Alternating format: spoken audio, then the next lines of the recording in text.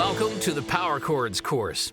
If you ever wondered how bands like Guns N' Roses, Black Sabbath, and Metallica created those big and powerful guitar sounds, you have come to the right place. This course will teach you how to play the power chord shape and how to move it up and down the fretboard to play loads of chords. Now, power chords are a key element of rock, and knowing them allows you to play loads of rock songs. Power chords are typically played on an electric guitar with distortion, but in amped, you'll get the same effect with your acoustic guitar. The power chord shape itself is rather simple, as it only includes 2 fingers. And once you learn the shape, you can move it up and down the fretboard as you want. So learn this one shape, and you can play loads of cool stuff.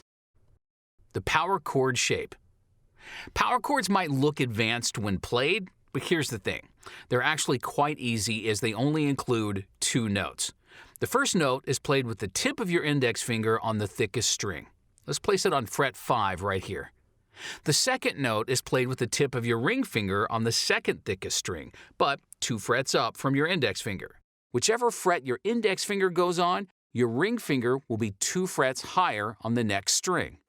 So if your index finger is on fret 5, then your ring finger goes on fret 7. Individually, they sound like this.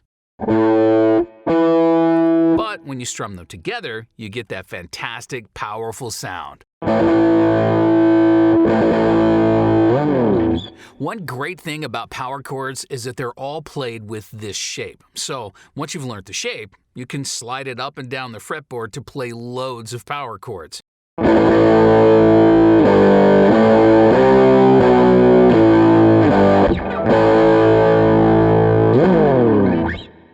In the next lessons, you'll learn how to play the power chord shape step by step by adding 1 finger at a time.